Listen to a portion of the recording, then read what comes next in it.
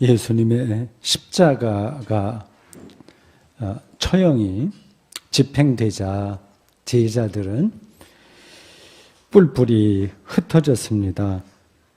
예수님을 향했던 그들의 꿈이 이제 끝장났으니 원래의 일상으로 돌아온 것입니다. 당시에 그들은 패배의식에 사로잡혀 있었을 겁니다. 어쩌면 예수님에게 속았다고 생각했을 수도 있습니다. 사이비 교주를 따라서 세상의 모든 관계를 끊어내고 한쪽으로 모였던 어떤 이들이 나중에 교주의 정체를 확인했을 때 느꼈을 법한 감정입니다. 그들의 운명에 반전이 일어났습니다.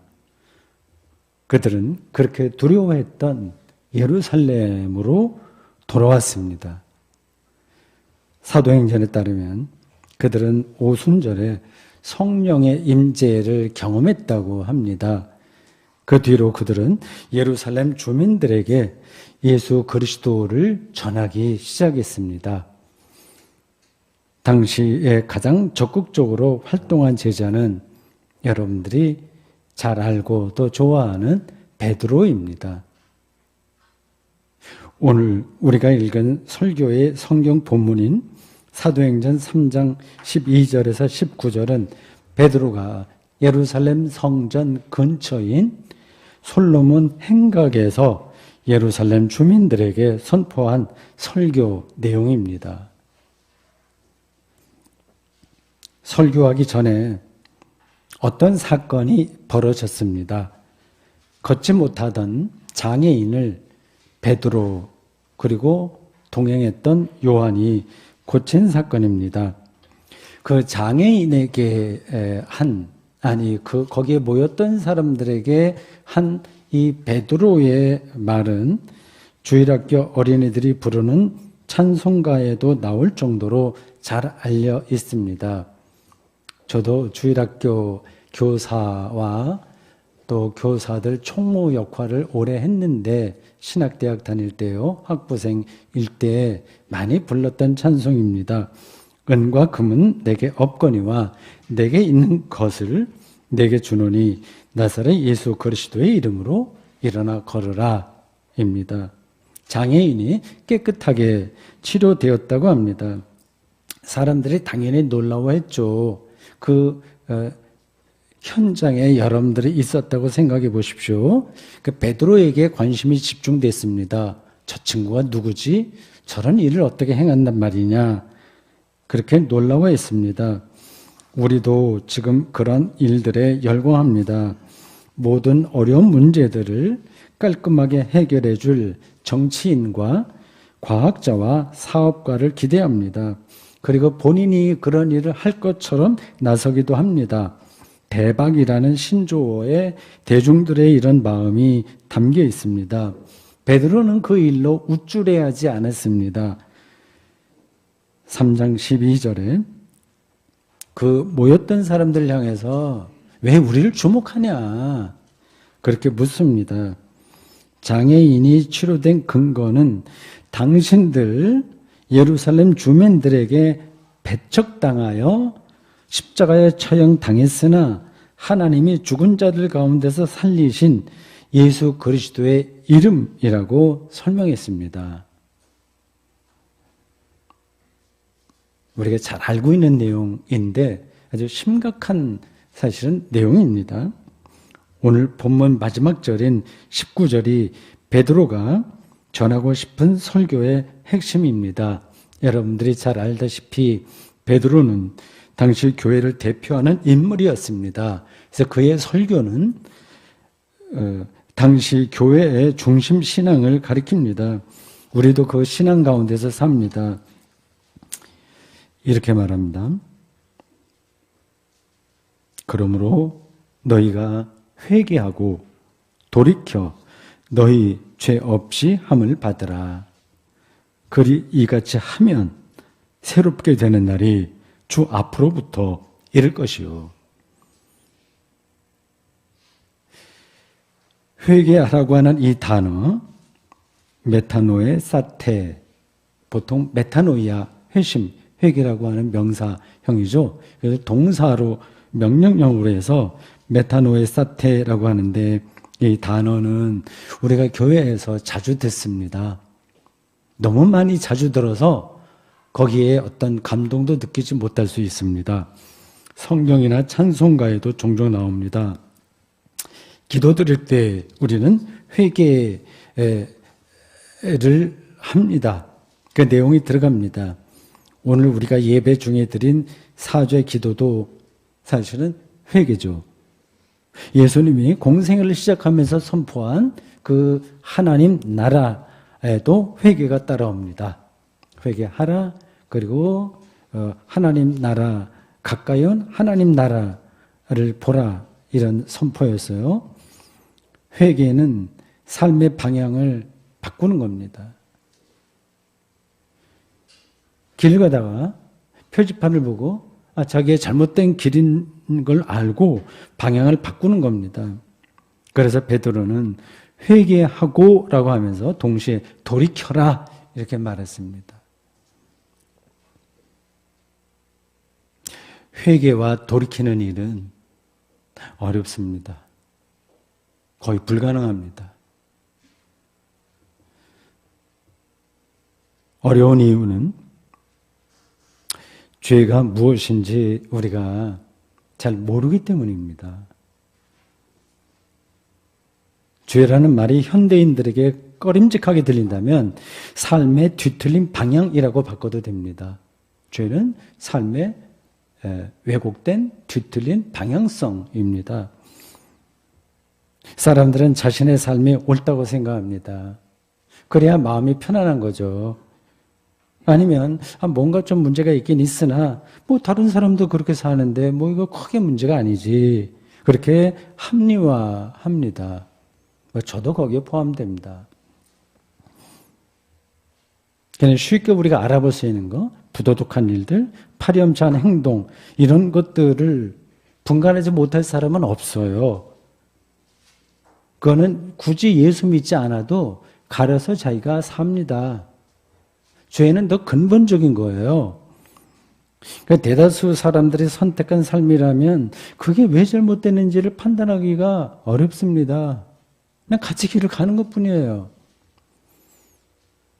다른 설교에서도 제가 한 이야기지만 이 대목에 어울리는 이야기라서 다시 소개하겠습니다. 플라톤은 국가론 7권에서 동굴의 비유를 통해 이데아와 현실의 관계를 설명했습니다. 대대로 죄수들이 동굴 속에서 살았다는 예를 들어요. 그 동굴의 현실이 진리라고 그들은 생각했습니다. 어둠침침하고 여기서 비치는 저 동굴 저 입구 쪽에서 오는 흐릿한 빛의 벽에 비치는 그림자, 이게 실제다 생각을 한 겁니다. 그 무리 중에 하나가 동굴 밖을 나가서 빛의 세계를 봤습니다. 다시 동굴 안으로 들어와서 동료들에게 동굴 밖 빛의 세계를 말했으나 모두가 미친놈, 이런 소리를 들었다고 합니다. 플라톤 시대 사람들이나 오늘 우리나 인식의 동굴에 갇히면 그게 왜 잘못인지를 알 수가 없습니다. 예루살렘 주민 역시 회개하라는 베드로의 설교를 이해하지 못했을 겁니다. 자신들은 크게 잘못한 게 없다고 생각하기 때문입니다. 베드로가 짚은 예루살렘 주민의 잘못이 무엇인지를 먼저 들어보십시오. 오늘 설교 성경 본문 13절 후반부터 15절 전반까지입니다. 너희가 그를 넘겨주고 빌라도가 놓아주기로 결의한 것을 너희가 그 앞에서 거부하였으니 너희가 거룩하고 의로운 일을 거부하고 도리어 살인한 사람을 놓아주기를 구하여 생명의 주를 죽였도다.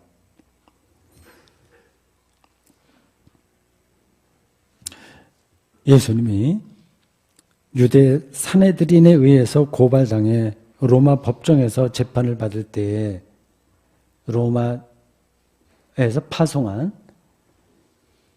그 총독 빌라도는 예수님이 무고하다는 사실을 알았고, 똑똑한 사람들이거든요, 총독이면.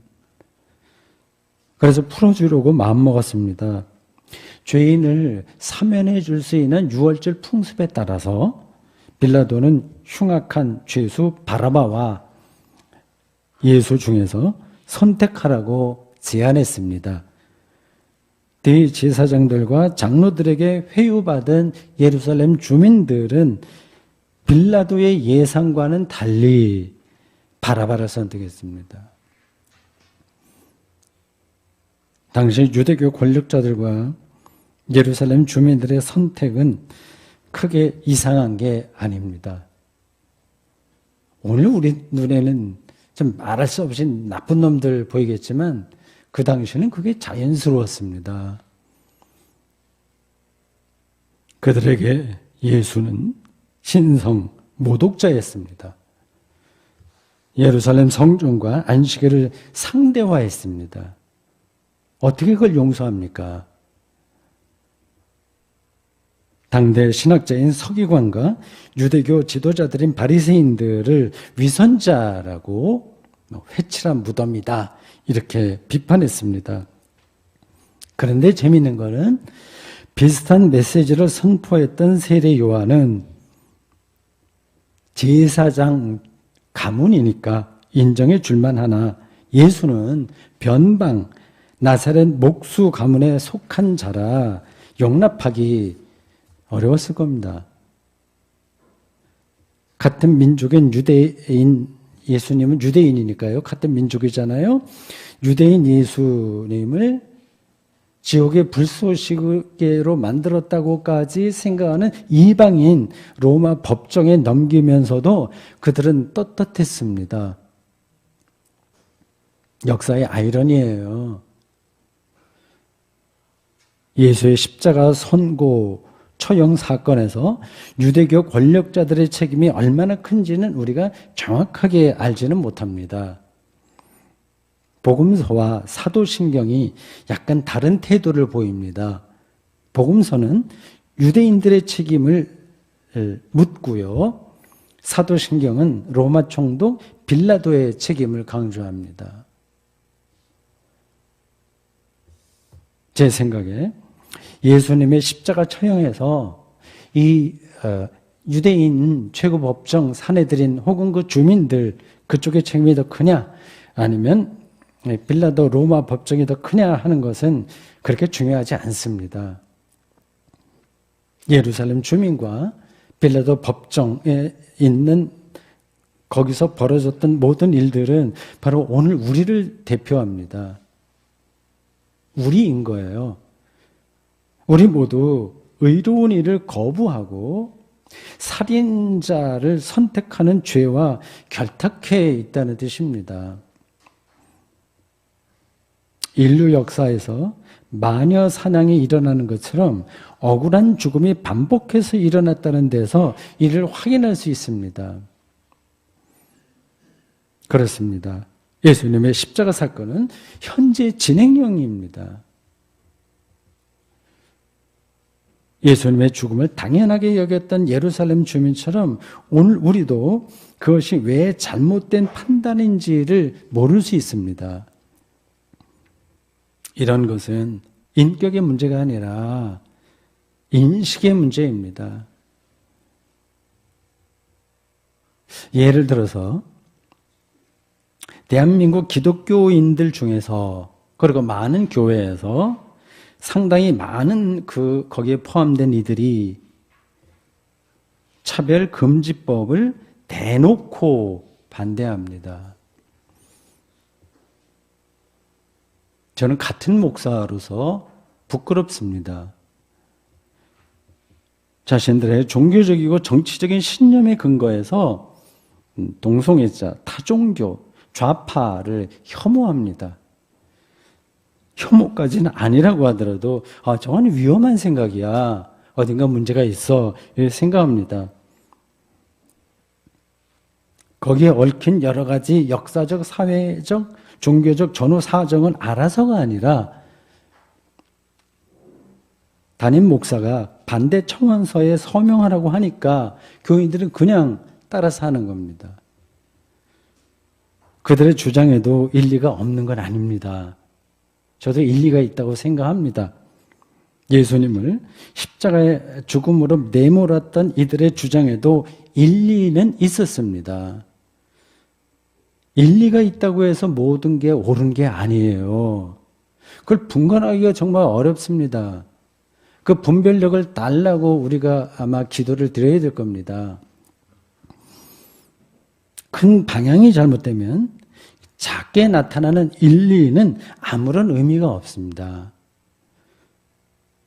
교만하고 자기중심적인 사람에게 아주 세련돼 보이는 교양이 무슨 의미가 있겠습니까?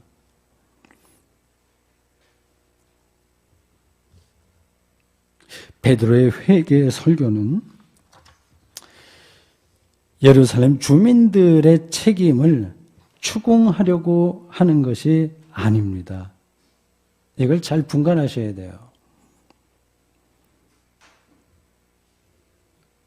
오히려 베드로는 그들을 변호해 줍니다. 오늘 본문에 그런 게 나타나요. 17절에 보면 형제들아, 예루살렘 주민을 향한 거예요. 너희가 의로운 자를 거부하고 살인자를 선택하긴 했는데 이렇게 말합니다. 너희가 알지 못하여서 그리하였으며 너희 관리들도 알지 못해서 그랬다. 그렇게 변호해 줍니다. 그들은 앞으로 이런 일을 다시 행할 겁니다. 일시적으로 잘못을 뉘우쳐봐야 근본적인 해결은 안 됩니다.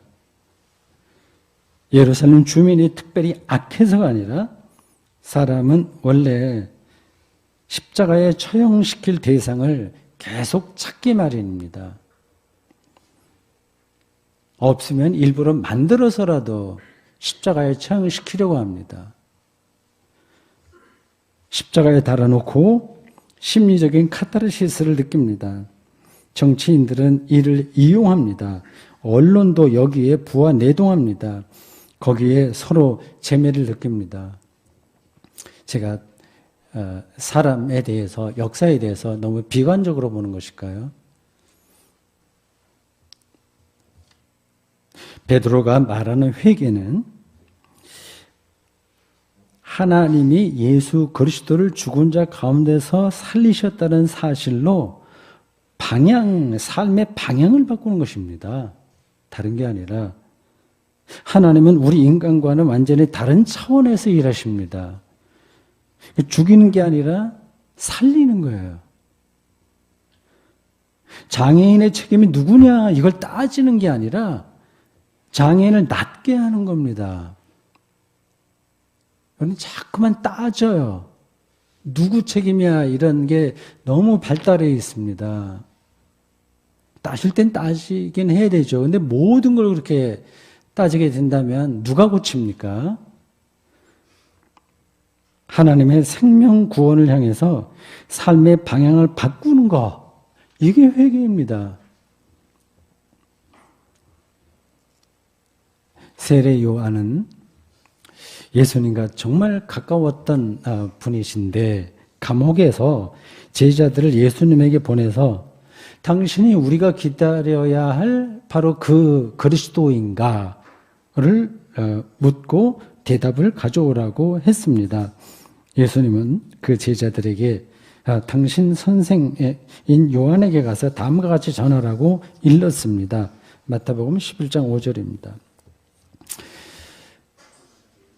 맹인이 보며 못 걷는 사람이 걸으며 나병 환자가 깨끗함을 받으며 못 듣는 자가 들으며 죽은 자가 살아나며 가난한 자에게 복음이 전파된다. 여기에 열거된 모든 이들은 도움이 필요한 사람들이에요. 장애인도 있습니다. 예수님이 실제로 모든 장애인과 환자를 고치지는 않았습니다. 대표적으로 몇몇 사건들이 복음서에 보도되어 있을 뿐입니다. 이 보도에서 핵심은 그들이 예수님을 통해서 새로운 삶을 얻었다는 사실입니다. 오늘 본문에서 고침을 받은 장애인처럼 말입니다. 그러니까 회개는, 그러니까 메타노이아는 우리를 고치시고 치료하시는 하나님을 향해서, 그리고 그 하나님의 행위를 향해서 삶의 방향을 바꾸는 겁니다. 죽음이 아니라 생명을 향한 방향 전환인 거예요. 혐오가 아니라 사랑입니다. 무시가 아니라 존경입니다. 그런 일이 바로 메시아, 즉 그리스도의 구원입니다. 생명으로의 방향 전환이라고 하는 말이 구체적으로 무슨 뜻일까요? 알듯 말듯 하죠. 대체적으로 아실 겁니다. 우리가 상식적으로 아는 범주에서 몇 가지를 생각할 수 있습니다. 예를 들어 설명하는 겁니다. 기후변화의 그 위기 가운데서 지구 생태 환경을 살리는 일에 앞장서거나 옆에서 연대할 수 있습니다. 생명을 살리는 일입니다. 남북 분단 체제를 극복하기 위한 운동도 여기에 포함됩니다. 분단으로 인해서 벌어지는 반생명적인 현상을 오늘날 우리가 몸으로 겪고 있지 않습니까? 남북 군사 대립에 쏟는 에너지, 여러 가지 물질적인 것을 포함하여 그 에너지를 청소년 교육으로 돌린다면 한반도에 어떤 일이 벌어질지 상상해 보십시오. 이런 일들은 제가 일일이 설명하지 않아도 그 외에도 많습니다. 우리 교회 교인들 중에서도 개별적으로 이런 운동에 참여하는 분들이 계십니다. 계속 하시길 바랍니다. 살리는 일이니까요. 네, 저는 기독교인이 세상을 새롭게 하는 일에 머무는 것으로는 충분하지 않다고 생각합니다. 휴머니즘에 속하는 그런 일들은 우리가 예수 믿지 않는다고 하더라도 사회 구성원으로서 당연히 감당해야 하지만 기독교인에게는 더 근본적인 차원에서 붙들어야 할 생명 지향성이 있습니다. 예수 부활이 그것입니다. 예수 부활에 대한 영적 통찰과 믿음이 없으면 우리는 아무리 성실하게 이웃을 위해서 애를 쓴다고 하더라도 선의를 가진 사회운동가에 불과합니다. 자, 생각해 보십시오. 이 교회가 공교육 살리기, 흥사단, YMCA, 아프리카 기아 대책 본부 같은 시민 단체는 아니지 않습니까? 우리가 착하게 살려고 예수의 제자가 된 것은 아니지 않습니까? 그건 예수 믿지 않아도 되는 거예요. 당연히 해야 될 일입니다.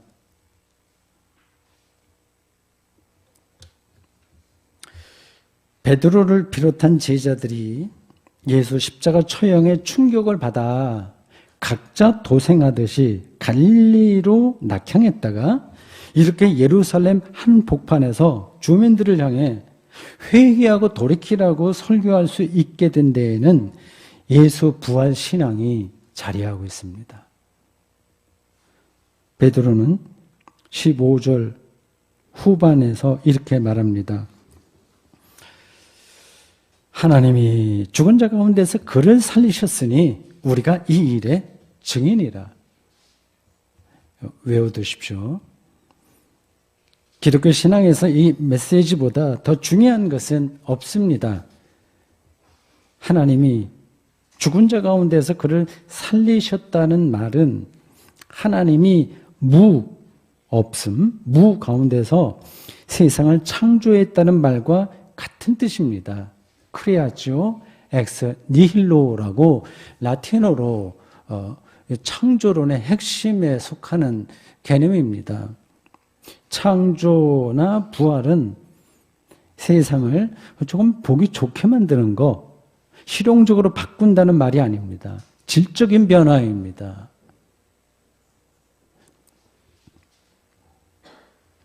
그래서 우리는 성경이 말하는 창조와 부활을 상상하기가 힘듭니다.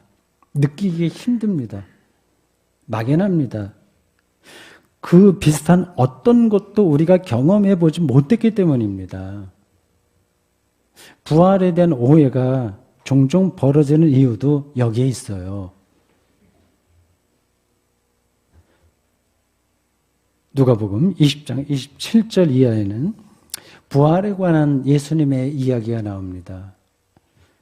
사두개파에 속하는 사람들이 예수님에게 와서 난처한 질문을 던졌어요. 간혹 그런 일들이 복음서에 나옵니다. 함정에 빠뜨리려고 하는 질문이에요.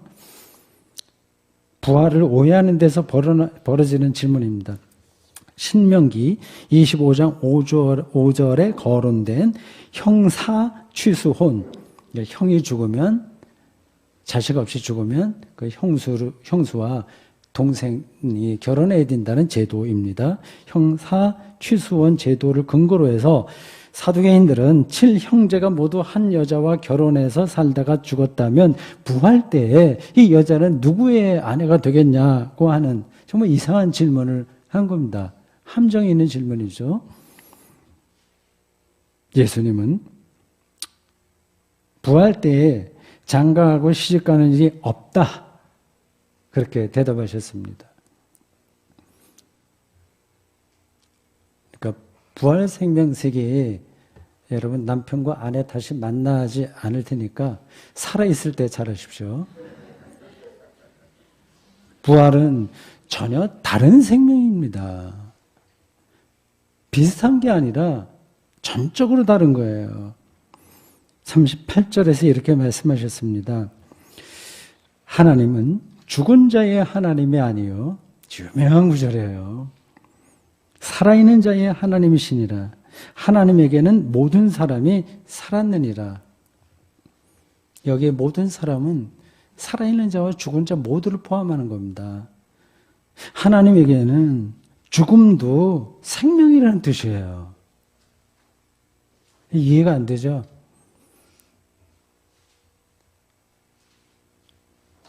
이런 점에서 하나님에게 결속된 사람에게는 죽음이 없습니다.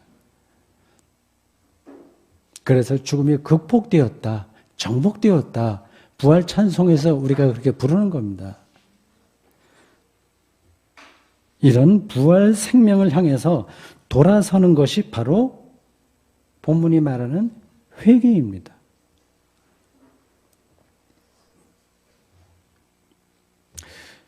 베드로는 앞에서 제가 읽은 우리 성경 읽은 분들이 읽은 그 19절에서 회개하고 돌이켜 그 다음에 너희 죄 없이함을 받으라라고 외쳤어요. 세 단어가 이어졌습니다.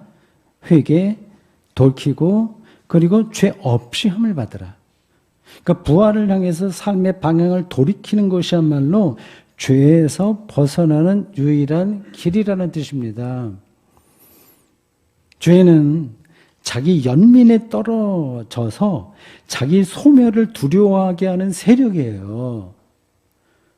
자기 성취에 목매게 하는 강요와 유혹입니다. 우리가 하나님 안에서 영원히 살아있다는 사실을 안다면 당연히 자기 소멸에 대한 두려움에서 벗어나죠. 자기에 대한 염려에서 벗어납니다. 죄 없이 함을 받으라는 뜻입니다. 제자들이 그런 신앙 안으로 들어갔습니다. 얼마 전까지만 해도 자기 안위에 대한 염려로 예수의 제자라는 사실을 저주하면서 부정하고 고향으로 도망갔던 그들이 예루살렘 거리에 다시 나타날 수 있었던 이유가 바로 여기에 있습니다.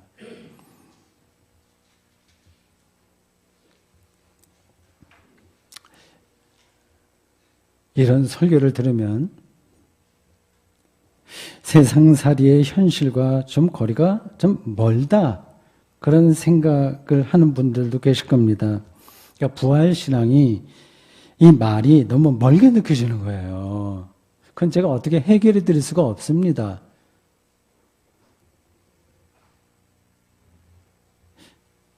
자기 자신은 그냥 세상에서 재미있게 사는 것으로, 조금 더 나아가서 다른 이들에게 존경받고 사는 것으로 만족한다, 생각할 수도 있습니다. 그런 인생을 아무도 탓하지 않습니다. 하나님도 어느 정도는 인정해 주실 테니까 걱정하지 마십시오. 그러나 여러분이 아무리 노력해도, 말은 그렇게 하지만, 만족한다고 말을 하지만, 또 행복하다고 말을 하지만 실제로는 만족하지 못할 겁니다. 살아가는 형편이 좋든 나쁘든 자신의 삶이 어딘가 비어있다는 느낌을 지울 수 없을 겁니다. 행복한 삶의 조건이라고 생각했던 것들이 시시하게 보일 겁니다. 자기 삶의 중심을 뚫어보는 사람들은 다 그걸 느낍니다. 여기서 예외는 없어요. 다른 인생 혹은 다른 삶이 보이지 않으니 세상이 말하는 그러한 모범 답안을 따라갈 뿐입니다. 여러분, 예루살렘 주민을 향한 베드로의 설교에 다시 귀를 기울여 보십시오. 예수 부활을 향해 회개하고 돌이켜 너희 죄 없이함을 받으라. 그렇게 하면 여러분에게 새로운 날이 이를 것입니다. 아멘.